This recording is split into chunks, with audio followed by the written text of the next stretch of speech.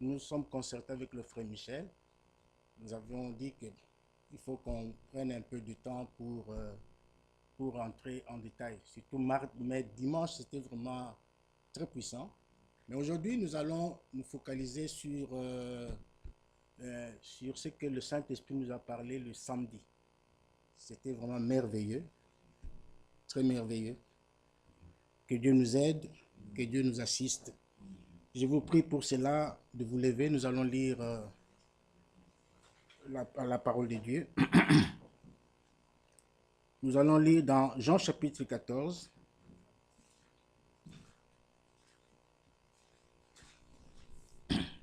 Jean chapitre 14, à partir du premier verset. Versets 1 à 3. Que votre cœur ne se trouble point. Croyez en Dieu et croyez en moi. Il y a plusieurs demeures dans la maison de mon Père. Si cela n'était pas, je vous l'aurais dit. Je vais vous préparer une place. Et lorsque je m'en serai allé et que je vous aurai préparé une place, je reviendrai et je vous prendrai avec moi, afin que là où je suis, vous y soyez aussi. Amen. Verset 15. Si vous m'aimez, gardez mes commandements. Amen. Amen. Prions. Nous pouvons prier tous ensemble. Bien-aimé Père Céleste, Dieu Tout-Puissant, je te loue, je te bénis, je te glorifie. Et je te remercie, Seigneur Dieu, pour ce rassemblement, Seigneur puissant.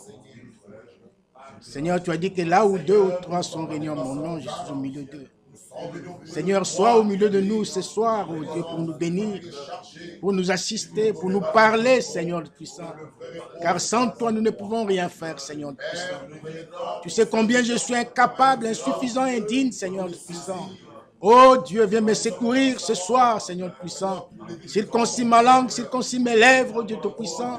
Et Seigneur Dieu, que tous les mauvais esprits, Seigneur Dieu, soient sous mon contrôle ce soir. Au nom du Seigneur Jésus-Christ.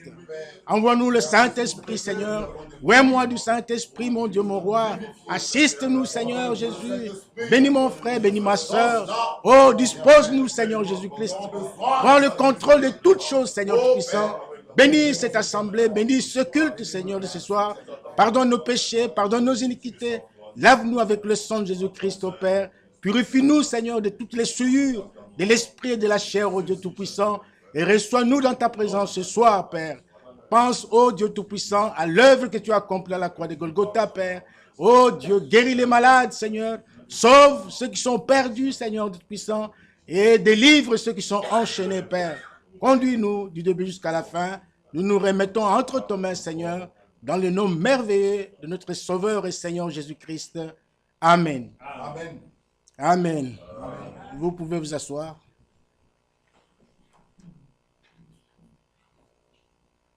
Nous avons entendu parler ce week-end, le samedi.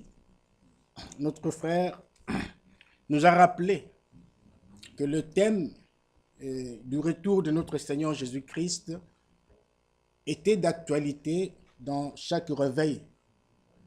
Dans chaque réveil, tous les réveils qui sont derrière nous. Le thème qui était d'actualité, c'était le retour de notre Seigneur Jésus-Christ. Et aujourd'hui, dans cet âge, nous sommes aussi dans un réveil. Nous sommes dans un tout dernier réveil. Nous sommes au 7e âge de l'Église. Nous sommes au temps de la fin. Et Dieu a aussi, dans ce réveil, parlé de son retour, de la seconde venue de Jésus-Christ. Vous vous rappellerez que le 11 juin 1933, ça fait maintenant 85 ans,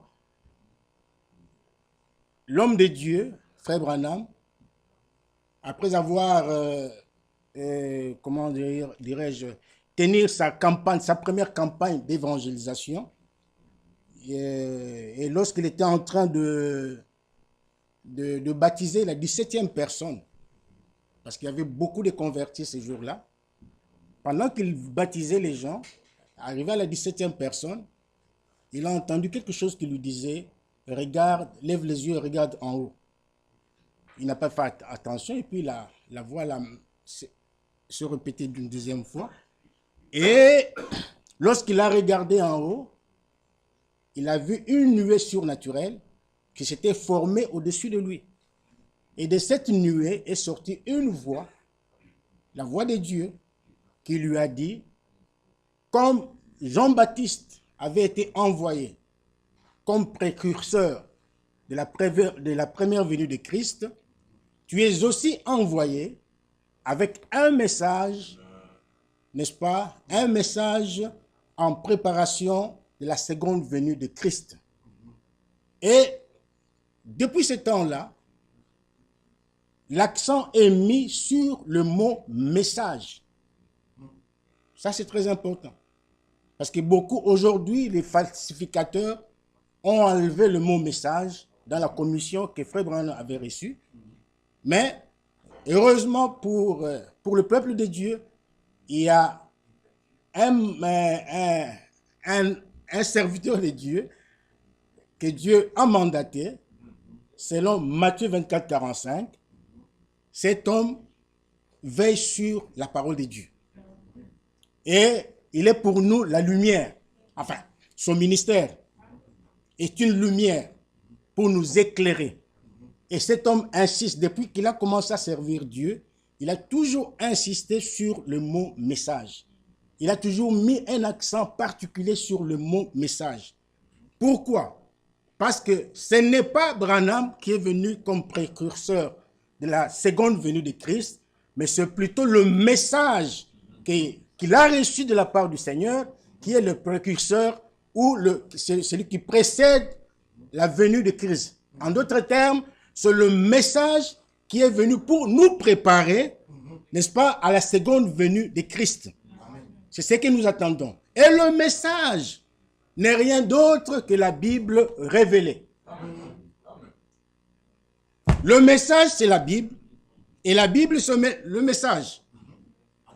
Alors, notre préparation est liée à ce message que Dieu a envoyé. C'est pourquoi il ne faut pas négliger ce message. J'ai tenu à lire ce que l'homme de Dieu a dit dans « Les hommes posent des questions, Dieu répond par sa parole ». La question numéro 5 qu'on lui avait posée, on lui a demandé ceci. Quel est ton absolu? La Bible ou le message? Alors, l'homme de Dieu répond, il dit, quelle étrange question. Mon absolu est le même que celui de Frère Branham.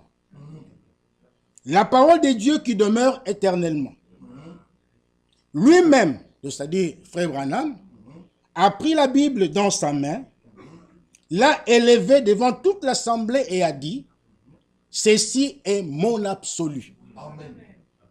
À vrai dire, cette question n'a pas de sens parce que le véritable contenu du message est la parole de Dieu révélée qui contient le conseil du salut de Dieu tout entier, du commencement à la fin. Et en particulier, les promesses pour notre temps. C'est pour cela que le message est la parole de Dieu et la parole de Dieu est le message. Amen. Amen. Amen. Et il continue de dire, celui qui fait de cela deux entités est trompé. Et il est séparé de l'ordre du vin du salut. Ça m'a toujours frappé quand je lis ça. Il dit, il est séparé. Celui qui fait de ces deux choses, deux entités différentes, il dit, il est trompé. Ça c'est un. De deux, il est séparé de l'ordre du vin du salut. Et il continue de dire, les prédicateurs qui se réclament de Frère Branham et enseignent autre chose que ceux dont les Écritures rendent témoignage, font de lui un faux prophète. Et expriment par cela le même mépris qu'ils ont à l'égard de la Bible. Donc il y a des gens qui méprisent la Bible. Leur prétendue révélation démontre qu'elle est une folie. Amen. Donc, la Bible et le message que nous avons reçu sont une seule et même chose. On ne sait pas le séparer. C'est ce que l'homme de Dieu nous montre ici. Alors, il y a de cela 85 ans que notre frère Branham a reçu cette commission. Et le message, le but de ce message est comment dirais-je, est de nous ramener, de ramener nos cœurs, n'est-ce pas, à la foi des apôtres. Parce que nous devons croire, nous, du dernier âge, croire exactement comme les apôtres avaient cru. Nous devons avoir la foi apostolique. Nous devons enseigner comme les apôtres. Nous devons prêcher comme les apôtres. Nous devons pratiquer comme les apôtres. Il ne doit pas y avoir une différence entre ce que nous faisons aujourd'hui et ce que les apôtres ont fait dans la première église. Parce que la dernière église doit être comme la première. Le dernier baptême doit être comme le premier baptême. Amen. Le message, c'est vraiment très important. Ce message, moi j'ai toujours dit qu'il est complet. Il y a tout dans ce message, tout. Nous n'avons pas envié les pentecôtistes. Non, non, non, non, non, non. Il y a tout dans ce message. Même si aujourd'hui nous ne voyons rien, avec les yeux mécaniques, nous ne voyons rien. Mais nous avons tout. Laissez seulement le temps à Dieu de faire son travail, d'accomplir son œuvre, et nous verrons la gloire de Dieu au moment opportun. Donc, nous sommes, par ce message, ramenés à Dieu. Nos cœurs doivent être ramenés à Dieu et dans l'obéissance à ses commandements. Nous devons obéir à ses commandements. Notre frère a insisté là-dessus le samedi. Il est revenu aussi là-dessus le dimanche. Les commandements de Dieu. Comme nous l'avons lu dans Jean chapitre 14, verset 15. Jésus a dit, si vous m'aimez, gardez mes commandements. Et nous l'avons toujours montré ici. C'est comme dans une armée. Dans l'armée, il y a un commandant. Commandant en chef. Le chef suprême. Il donne des commandements. Et les commandements sont des ordres. Et nous aussi, dans le royaume de Dieu, nous avons un chef suprême. C'est notre Seigneur et Sauveur Jésus-Christ. Il donne ses commandements. Il donne ses ordres. Et ces ordres doivent être respectés. Alors, nos cœurs doivent être ramenés à Dieu en obéissant à ses commandements. Alléluia. Nous devons être ramenés à Dieu. Mais comment? En obéissant à ses commandements. 1 Jean chapitre 2 nous dit ceci. 1 Jean chapitre 2.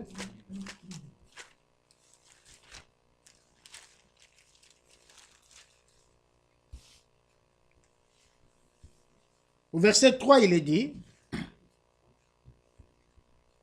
si nous gardons ces commandements, nous savons par cela que nous l'avons connu.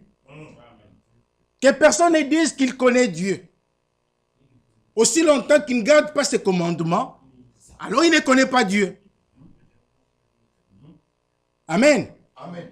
C'est lui qui connaît Dieu, selon ce que Jean dit ici, garde ses commandements. Si nous gardons ses commandements, nous savons par cela que nous l'avons connu. Le verset 4 dit, c'est lui qui dit, je l'ai connu, et qui ne garde pas ses commandements, est un menteur. Et la vérité n'est point en lui. Ici, il s'agit des commandements. Et les commandements de Dieu ne sont pas pénibles. Les commandements de Dieu, c'est sa parole. C'est sa parole. Parce que là, il continue au verset 5. Il dit, mais l'amour de Dieu est véritablement parfait en celui qui garde sa parole. Par cela, nous savons que nous sommes en lui. Il s'agit de garder les commandements. Il s'agit de garder la parole de Dieu. Il s'agit de garder, d'obéir aux ordres que le chef suprême donne à ses troupes. Et le frère nous a lu dans 1 Timothée chapitre 6. C'est là où, comment on dit ça?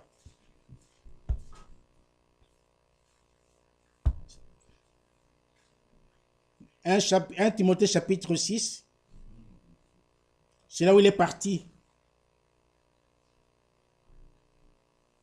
Le samedi. Nous pouvons lire à partir du verset 13 pour avoir le contexte. Le verset 13, il dit, « Je te recommande devant Dieu. » Donc, c'est une recommandation. Il dit, « Je te recommande devant Dieu qui donne la vie à toutes choses. Et devant Jésus-Christ qui fit une belle confession devant Ponce Pilate.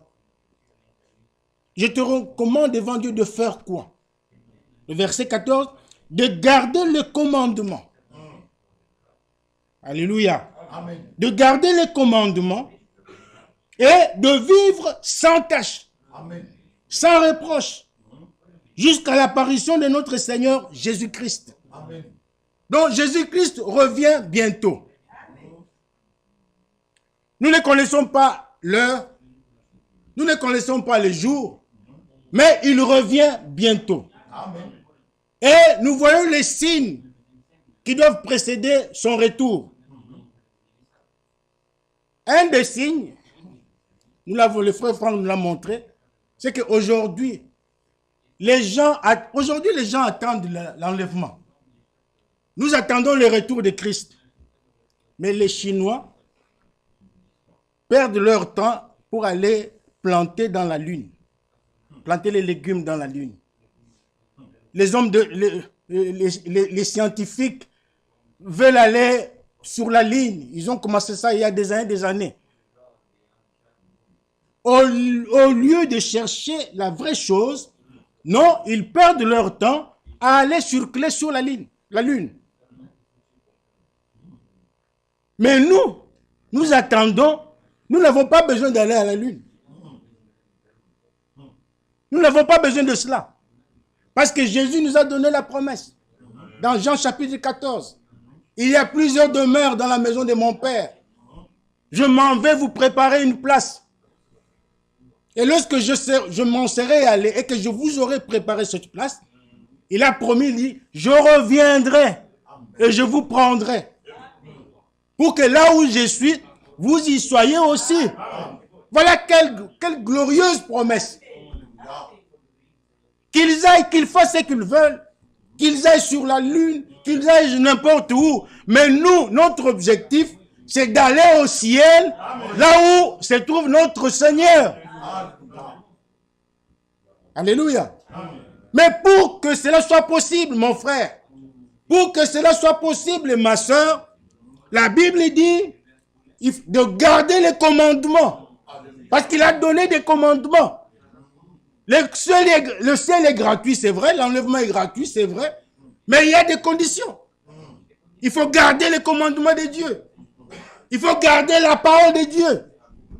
La conserver dans votre cœur. La vivre. Pour que ces jours-là, que tu sois trouvé sans tache, sans reproche. C'est ce qu'il dit ici. De garder le commandement et de vivre sans tache, sans reproche, jusqu'à l'apparition de notre Seigneur Jésus-Christ. Et ce qui est merveilleux, c'est que Dieu nous a aussi donné une parole sans tache, sans reproche. Une parole qui a des taches en elle ne peut pas t'amener au ciel. Une parole falsifiée ne peut pas t'amener au ciel. Une parole où il y a plein d'erreurs ne peut pas t'amener au ciel. Parce que Dieu ne scelle pas l'erreur. Il faut que la parole soit sans tache, sans reproche.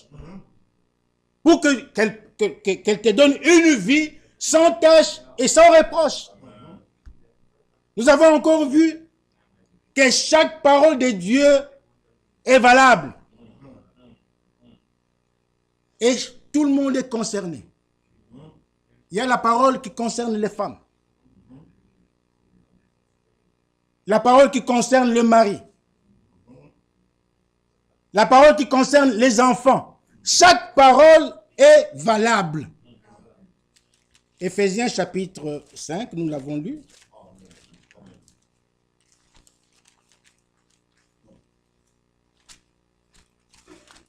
Et si vous lisez dans Ésaïe chapitre 28, au verset 10, il est écrit précepte sur précepte, précepte sur précepte, règle sur règle, un peu ici, un peu là. Précepte veut dire commandement. La parole de Dieu est un commandement. Alléluia. Éphésiens chapitre 5.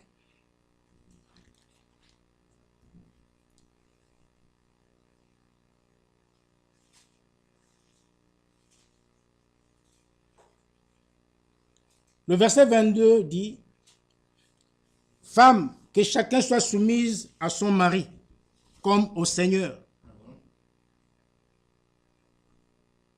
Donc la parole, chacun a sa part dans l'héritage de Dieu.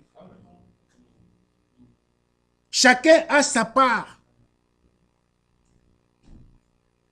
Que personne ne dise que non, que seulement là on a parlé pour l'autre. On n'a pas parlé pour moi. Non. La parole concerne tout le monde. Les femmes, la Bible le recommande. Les femmes doivent être soumises à leur mari comme au Seigneur. C'est la parole de Dieu. Verset 23. Car le mari est le chef de la femme, comme Christ est le chef de l'Église, qui est son corps, et dont il est le sauveur. Donc il y a un ordre dans la maison de Dieu. Il y a un ordre dans le royaume de Dieu. Nous l'avons vu ici les jours passés avec le frère Michel. Il y a un ordre divin. Dieu a placé chacun à sa place. Amen. Christ, Dieu est le chef de Christ. Christ est le chef de l'Église. Ou plutôt, Christ est le chef de l'Église, oui, mais il est le chef de l'homme. Et l'homme est le chef de la femme. Je ne sais pas si je les classe bien. Donc chacun a sa place. Il faut que les femmes reconnaissent leur place, selon la parole de Dieu. Et chacun doit rester dans les limites que Dieu a tracées pour lui. Le mari aussi, la même chose. La Bible dit que le mari, où c'est écrit? Verset 25. Mari, que chacun aime sa femme comme Christ a aimé l'Église. Amen. C'est un devoir. Un devoir que chacun doit accomplir. La femme doit obéir à son mari et le mari doit aimer sa femme. Les enfants doivent aussi obéir à leurs parents. Il faut qu'on trouve l'ordre dans nos maisons et que cet ordre vienne aussi dans l'église. Parce que ces jours-là, le jour de l'enlèvement, la Bible dit, au verset 27, commençons au verset 26, afin de la sanctifier en la purifiant et en la lavant par l'eau de la parole, pour faire paraître devant lui cette église glorieuse, sans tache, ni ride, ni rien de semblable, mais sainte et irréprochable. Ça, c'est l'objectif que Dieu poursuit avec son peuple. Dieu veut une église sainte, une église irréprochable, Amen. Une église lavée par l'eau de sa parole. Mais cette église, c'est vous et moi. Amen. Cette église, c'est vous. Dans Hébreux chapitre 3, il est écrit, la maison de Dieu, c'est nous. C'est nous qui sommes la maison de Dieu. C'est nous qui sommes l'église du Dieu vivant. Alors il faut que, avant l'enlèvement, avant le retour de Christ, cette église, Dieu veut qu'elle soit sans tache, ni ride, ni rien de semblable. Elle doit être lavée par l'eau de la parole. Amen. Là, il s'agit d'un bain. Le bain de la parole de Dieu. Il s'agit d'être immergé dans la parole de Dieu. Être plongé dans la parole de Dieu. Amen. Plongé dans le bain de la parole. Pas être aspergé, pas une petite goutte. Une petite goutte. Non, non, non, non, non, non, non, non, non. Il faut qu'on soit dedans, dans la parole de Dieu. Alléluia. On doit être lavé complètement. On doit être purifié, sanctifié. Qu'on soit sans tache, sans reproche. Aujourd'hui, les gens, quand on parle d'être irréprochable, d'être sans tache, d'être toutes ces choses-là, on regarde les anciens, on regarde les diacres. Non, on regarde les prédicateurs. Non, non, non, non, non, non, non, non, non. Ceci concerne toute l'Église. Amen. C'est l'Église qui doit être trouvée sans tache, ni ride, ni rien de semblable.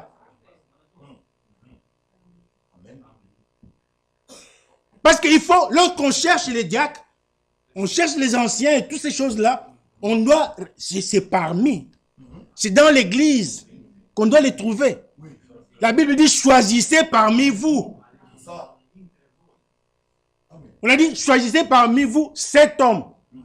On pouvait dire, choisissez tous les hommes. Est-ce que vous me suivez? Oui. Il fallait un nombre bien restreint, 7 hommes. Si on a besoin des diacres, on dit, bon, choisissez 7, 3 parmi nous. Mais il faut que l'Église entière soit trouvée sans tache, ni ride, ni rien de semblable. Comme ça, n'importe qui peut faire le diaconat.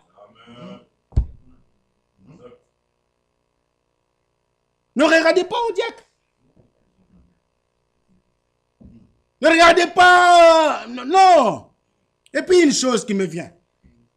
Mes frères et sœurs, il n'y a pas un évangile pour les femmes des diacres, un évangile pour les femmes des anciens, un évangile pour les femmes des prédicateurs. Non, il n'y en a pas. Galates 1 dit, il n'y a qu'un seul évangile. Vous comprenez ce que je veux vous dire? Il n'y a qu'un seul évangile. Qu'on ne dise pas, non, ah non, toi tu es la femme de diacre, toi tu ne dois pas être comme ci, et toi? Donc toi, la parole de Dieu ne te concerne pas, tu es une sœur, tu viens ici, tu peux faire n'importe quoi, tu peux te comporter comme tu veux, parce que tu n'es pas la femme de diacre, parce que tu n'es pas la femme d'un ancien ou d'un... Non! La sainteté est recommandée à tout enfant de Dieu. Amen. Amen. La droiture est recommandée à tout enfant de Dieu. Amen. Si tu veux aller au ciel, tu dois être saint. Tu dois être droit. Tu dois être correct. Faut pas dire que non, moi, je peux vivre, je peux faire n'importe quoi parce que je ne suis pas la femme d'un diacre. Non, c'est faux. Tu iras en enfer si tu fais ça. Si tu te mets ça dans la tête. Ces jours-là, il faut que l'Église soit trouvée sans tache, ni ride, ni rien de semblable. Nous devons être plongés entièrement dans la parole de Dieu. Prendre le bain de la parole. Parce que c'est la parole de Dieu qui nous sanctifie. Père, sanctifie-les par ta parole, par ta vérité. Ta parole est la vérité. C'est là, Jésus n'a pas dit sanctifie seulement les femmes qui doivent être les femmes de diacres. Non, laissez cet esprit-là. Si tu vis mal, c'est ton problème.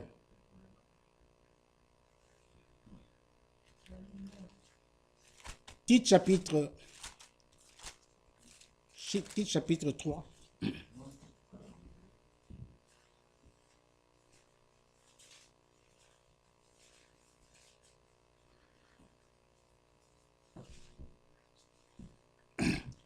Tite chapitre 3. Nous allons lire à partir du verset 3. Car nous aussi, nous étions autrefois insensés, désobéissants, égarés, asservis à toute espèce de convoitise et de volupté, vivant dans la méchanceté et dans l'envie, dignes d'être haïs et nous haïssant les uns les autres. C'est ça qui était notre vie. C'est ça qui était notre vie. C'est comme ça que nous vivions. Mais le verset 4 dit, mais lorsque la bonté de Dieu notre Sauveur et son amour pour les hommes ont été manifestés, il nous a sauvés, non à cause des œuvres de justice que nous aurions faites, mais selon sa miséricorde, par le bain de la régénération et le renouvellement du Saint-Esprit. Il s'agit de prendre le bain de la parole. Il faut qu'on soit lavé. Il faut qu'on se lave. Je ne sais pas si vous comprenez le bain. Prendre un bain. Quand quelqu'un entre dans le bain, dans une baignoire pour prendre son bain, c'est tout le corps, hein? Tu vas dans la piscine, c'est tout le corps qui entre dans la piscine, dans l'eau. Ce n'est pas des gouttes.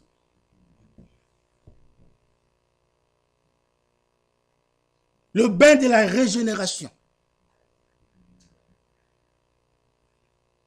Il s'agit ici de la régénération. Être changé, être transformé, naître de nouveau. Parce que c'est la condition sine qua non que Jésus a donnée à Nicodème. Il a dit à Nicodème, si quelqu'un n'est pas né de nouveau, il ne peut d'abord, comprendre les choses du royaume des cieux. Il ne peut pas comprendre. Si tu n'es pas né de nouveau, tu ne peux pas comprendre les choses de Dieu. Tu ne peux pas comprendre ce qui se passe dans l'église. Tu ne peux pas comprendre ce que Dieu fait pour son peuple. Tu ne peux même pas avoir la révélation des Saintes Écritures. Tu ne comprendras rien du tout. Pendant que les autres avancent, toi tu restes là, en train de marquer le pas sur place. Pourquoi? Parce que tu n'as pas fait l'expérience de la nouvelle naissance. Nous venons à l'église pour faire des expériences avec le Seigneur. Nous venons à l'église pour faire des expériences avec le Saint-Esprit. Depuis que Dieu a envoyé le Saint-Esprit, le jour de la Pentecôte, jusqu'à ce jour, cette action ne s'est jamais arrêtée. Celui qui croit en Jésus-Christ doit faire des expériences. Il doit passer par la nouvelle naissance. Il doit passer par le baptême du Saint-Esprit. Il doit être délivré. Jésus est venu pour cela. Il a dit, l'Esprit du Seigneur est sur moi. Il m'a oint pour donner la délivrance à ceux qui sont captifs. Jésus délivre encore aujourd'hui. Jésus sauve encore aujourd'hui. Jésus donne la vie éternelle aujourd'hui. Donc, nous devons faire des expériences. Il faut que chaque croyant ait la possibilité, soit capable de donner son témoignage de son salut. Comment est-ce que Dieu l'a sauvé? Comment est-ce qu'il est venu au salut, il faut que chacun rende témoignage de ce que Dieu a fait en lui. Si on ressuscite Pierre aujourd'hui, il te dira comment est-ce qu'il avait été sauvé. Nous ressuscitons les croyants d'autrefois. Ils vous diront comment est-ce qu'ils avaient été sauvés. Comment est-ce que chacun a rencontré Jésus-Christ. C'est une réalité. Jésus n'est pas une légende. Le salut, c'est une réalité. Amen. Alléluia. Amen. Le salut est une expérience. Le christianisme, c'est une expérience. C'est une vie. À l'église d'Antioche, la Bible témoigne que pour la première fois, les gens étaient appelés des chrétiens. Pour la première fois. Pourquoi? Parce qu'ils avaient vu, ils avaient plutôt, je ne sais pas ce que j'ai aujourd'hui, ils avaient vu en eux la vie de Christ.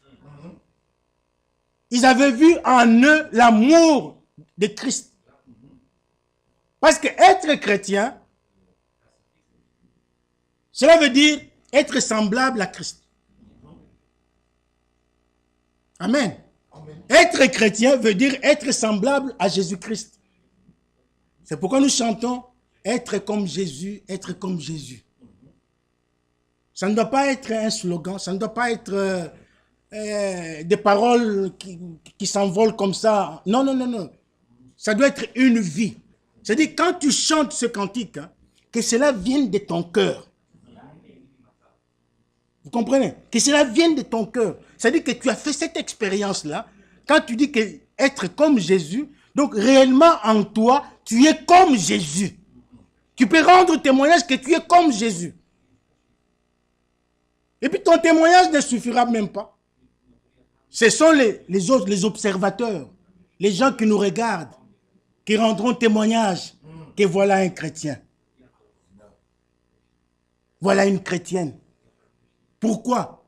Parce qu'ils ont vu en toi les œuvres de Christ, l'amour de Christ. Vous marchez sur les pas de Christ. Alléluia. Il s'agit de la régénération, de la nouvelle naissance. Et deuxièmement, Jésus a dit à Nicodème que si quelqu'un est né de nouveau, alors il pourra entrer dans le royaume des dieux.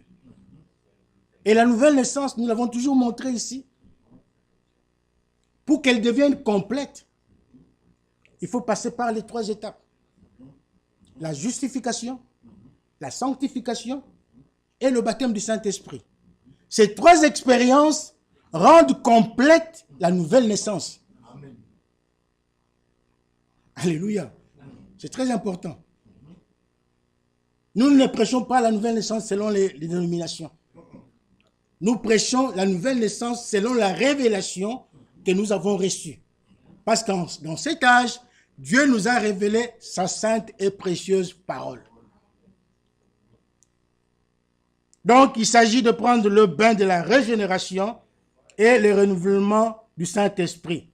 Éphésiens chapitre 4.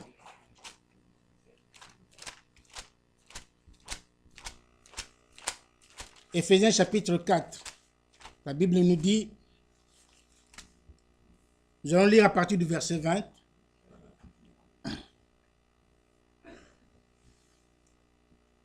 Mais vous, ce n'est pas ainsi que vous avez appris Christ. Si du moins vous l'avez entendu, et si, conformément à la vérité qui est en Jésus, c'est en lui que vous avez été instruits à vous dépouiller, par rapport à votre vie passée, du vieil homme qui se corrompt par les convoitises trompeuses, à être renouvelé dans l'esprit de votre intelligence et à revêtir l'homme nouveau, créé selon Dieu dans une justice et une sainteté que produit la vérité. Amen. Alléluia. Amen. Donc il s'agit ici du vieil homme. Il faut que le vieil homme soit ôté en toi et que tu puisses revêtir l'homme nouveau. Et cet homme nouveau doit être créé, n'est-ce pas, par Dieu. Donc, selon Dieu, dans une justice et une sainteté qui produit la vérité. La vérité, c'est la parole de Dieu. C'est pourquoi cette parole doit être sans tache et sans reproche. Pas une parole falsifiée. Pas des interprétations. Ici, nous ne prêcherons jamais des interprétations. Nous prêchons la pure parole de Dieu. Nous prêchons la vérité de Dieu qui est sortie de sa bouche. Parce que l'homme ne vivra pas de pain seulement, mais de toute parole qui sortira de la bouche de Dieu. Nous attendons Jésus-Christ. Il vient bientôt. Il faut que nos vies puissent manifester réellement ce qu'il a été sur la terre. Amen. C'est très important.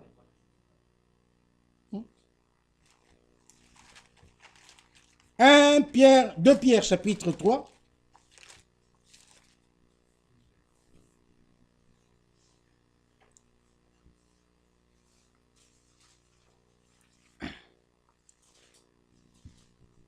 Le verset 9. Le Seigneur ne tarde pas dans l'accomplissement de la promesse. Quand il fait une promesse, il doit l'accomplir. Quel que soit le temps que cela va prendre. Mais aussi longtemps que cette promesse est sortie de sa bouche, Dieu l'accomplira toujours. Faites ce que vous voulez.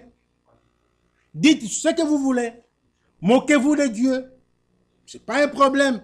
Mais lui, Dieu, est fidèle à sa parole. Amen. Quand il dit une chose, la chose doit arriver. Amen. Alors il dit, le Seigneur ne tarde pas dans l'accomplissement de la promesse, comme quelques-uns le croient. Mais il use de patience envers vous, amen, ne voulant pas qu'aucun périsse, mais voulant que tous arrivent à la repentance. Amen. Alléluia. Amen. Ça, c'est très important. Oh, le Seigneur traîne. Oh non, depuis qu'il a promis, il ne réalise pas. Ah, mais vos histoires là, non. Si le Seigneur tarde encore, c'est parce qu'il t'aime. C'est parce qu'il aime les hommes. Parce qu'il leur a donné la possibilité, il donne à l'homme la possibilité de mettre sa vie en ordre, de croire à la parole de Dieu. Il veut que tout homme arrive à la repentance. Parce que sans la repentance, vos péchés ne seront jamais pardonnés. Sans la repentance, vos péchés ne seront jamais pardonnés. Et sans la repentance, vous n'aurez jamais le Saint-Esprit de Dieu. Ah oui. Sans la repentance, il n'y a pas de Saint-Esprit. Les jours de la Pentecôte, c'est ce que Pierre a expliqué. Les gens ont entendu la parole de Dieu. Ils étaient touchés dans leur cœur. Ils étaient choqués. Ils avaient compris qu'ils s'étaient mal comportés, qu'ils avaient agi très mal. Ils avaient crucifié celui qui était venu pour leur salut. Lorsqu'ils ont compris cela, ils ont posé une question importante que beaucoup de gens ne s'en occupent pas. Ils avaient posé une question très importante. Hommes, frères, que ferons-nous? Maintenant, nous avons péché. Nous avons commis une erreur. Maintenant, que ferons-nous? En d'autres termes, que ferons-nous pour être sauvés? Pour être agréable à Dieu? Pour plaire à Dieu? Et la réponse de Pierre était sans embâche. Pierre est allé tout droit au but. Il n'a pas dit « Priez Ave Maria ». Il n'a pas dit « Allez à l'église du 1er janvier au 31 décembre, faites ceci ». Non. Il a dit clairement que « Repentez-vous et que chacun de vous soit baptisé au nom de Jésus-Christ ». Pourquoi? Pour la rémission de vos péchés. Sans la repentance, il n'y a pas de pardon. Et ensuite, vous recevrez le don du Saint-Esprit. Parce que le Saint-Esprit est une promesse. Une promesse qui avait été faite à la postérité d'Abraham. Et si vous êtes de la postérité d'Abraham, la promesse du Saint-Esprit est pour vous, pour vos enfants. Alléluia. Amen. Donc, c'est une promesse. Mais cette promesse ne peut pas se réaliser dans une personne qui ne s'est jamais repentie. Et la repentance, c'est une expérience. C'est une expérience que tout homme doit faire. Tout celui qui vient à Dieu doit passer par la repentance. C'est clair. Tout homme qui vient à Dieu doit passer par la repentance pour accéder au baptême du Saint-Esprit. 2 Corinthiens 1 dit, c'est lui qui nous a fermés, c'est lui qui nous oint, et c'est lui qui nous marque de son sceau. Rappelez-vous de cela. Rappelez-vous cela, mes frères. Nous sommes ici pour faire des expériences avec Dieu. Nous sommes ici pour aller au ciel. Nous sommes ici parce que nous avons reçu la promesse. La grande promesse aujourd'hui, c'est le retour de Jésus-Christ. Ne soyons pas distraits par ce qui se passe dans le monde. Ne soyez pas distraits par la politique. Ne soyez pas distraits par toutes ces choses-là. C'est la distraction. C'est la distraction. Dieu ne nous a pas promis la Belgique. Dieu ne nous a pas promis le Congo. Dieu ne nous a pas promis toutes ces choses-là. Non. Dieu nous a promis son royaume. Il nous a promis son royaume. Les choses de la terre passeront, mais le royaume de Dieu ne passera jamais. Bientôt nous irons au ciel. Là, nous serons assis à table avec Abraham, Isaac et Jacob. À la même table. Nous allons manger, nous allons fêter. Pendant longtemps, nous allons manger à sa table. Les uns disent 3 ans et demi, les autres 7 ans et demi, ça n'a pas d'importance. Mais ce qui est important est que nous irons au ciel. Alors, ne perdons pas notre temps aux choses futiles. Soyons objectifs. Soyons conséquents avec nous-mêmes. Nous sommes dans la préparation. Le message est venu pour nous préparer. Le message est venu pour nous ramener, n'est-ce pas, à la foi des apôtres. Faisons toutes choses exactement comme les apôtres dans la première église. Et nous sommes en train d'écouter la parole de Dieu ces derniers temps sur l'ordre. Sur l'ordre dans l'église. Frère Franck a parlé aussi de cela. Le dimanche, j'étais vraiment très content. Il a parlé, il a lu 1 Timothée chapitre 3, le verset 15. Nous pouvons le lire et puis nous allons terminer. 1 Timothée chapitre 3, verset 15. Où Paul dit, « Mais si je tarde, tu sauras comment il faut se conduire dans la maison de Dieu, qui est l'église du Dieu vivant, la colonne et l'appui de la vérité. » Dit l'église est la colonne et l'appui de la vérité. Dans l'église du Dieu vivant, nous ne prêcherons que la vérité de Dieu. Amen. Nous ne prêchons que la pure parole de Dieu. Amen. Nous ne prêchons que la parole qui est sortie de la bouche de Dieu lui-même. Et il a insisté sur une chose. Il faut aussi que le prédicateur puisse aussi se comporter correctement dans la maison de Dieu. Amen. Amen. Ce n'est pas seulement oh, vous, comportez-vous bien, vous. Non. Ça doit commencer ici, à la chair. Amen. Il faut que le prédicateur sache se comporter correctement dans la maison de Dieu. Si le prédicateur se comporte correctement dans la maison de Dieu, et cela va influencer tout le peuple de Dieu. Amen. Amen. Nous devons vivre la parole de Dieu. Tu vois, la parole de Dieu est valable pour tout le monde. Amen. Chacun a sa part, même les prédicateurs. Alléluia. Amen. Même les prédicateurs.